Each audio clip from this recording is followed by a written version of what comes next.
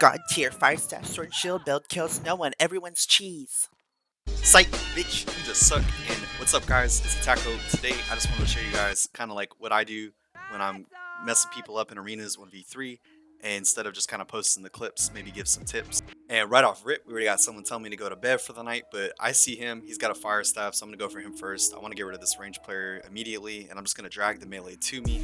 I know he's already blowed his burnout, so I'm just going to open with Skyward, so I know my next Relentless Roots. I see this guy opens up, lets me finish him really easy, so he was kind of just a convenience kill. He wasn't really my main target. I know this guy is going to really hurt if I let him hit me in the back, so I'm going to pressure him off of me, but now I know I have time to kill the fire staff, so I'm not going to let him completely get away from me. I'm going to keep following up with this right here.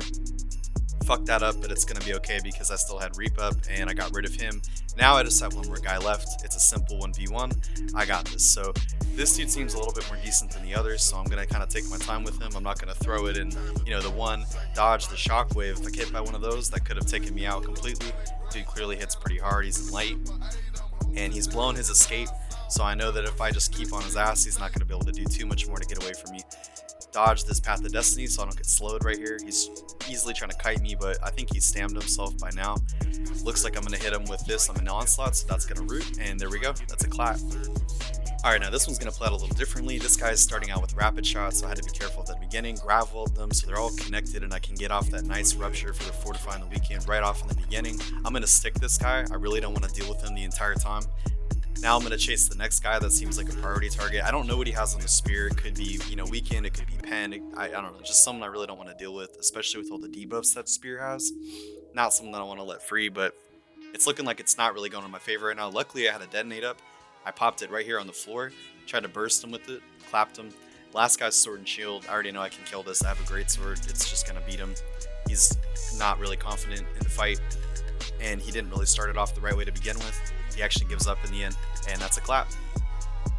Now this fight's going to be a lot more full aggro again, starting off with the gravel just so I can group them up. I want them to be closer right when I'm getting ready for my rupture. I like to rupture here because it gives me that, unstoppable, so I can really just go full aggro on them.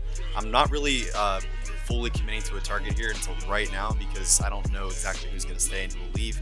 There's a lot of partially melee people in this fight. Now I'm really trying to keep this VG guy off me for the moment, even though the spear is really scary. I might try to kill him first just because VGs can be tanky once they blow their abilities, but we'll see. I rotate a lot here. I have the detonate up, so I'm going to finish him anyways. Now it's just the 1v1 with the VG. These can still be very tricky. Void Blade can be pretty scary when you're melee, but he's an Ice Tomb, so I'm just going to use this as an opportunity to heal with Trenchant Recovery. Screams me to kite. That was good, but we're still going to take it back.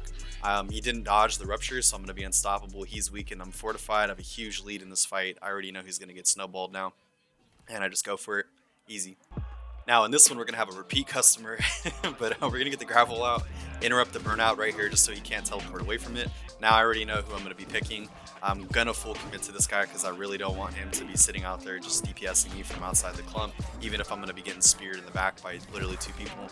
Now it's just a 1v2, and I'm pretty confident in these situations because I feel like it's a lot easier for me to just rotate targets in a melee fight, get that cleave off, he's down. Alright, and now it's a 1v1, and he doesn't even want it, and he's going to get clapped up by the Reap. Easy. Now this one's going to be a lot harder. I've got 3 range to deal with, right? So I've got these 2 bows on me. I'm going to do my best to group them. They grouped themselves for me. That was really convenient. They weren't expecting all that damage. Almost killed both of them in the opener.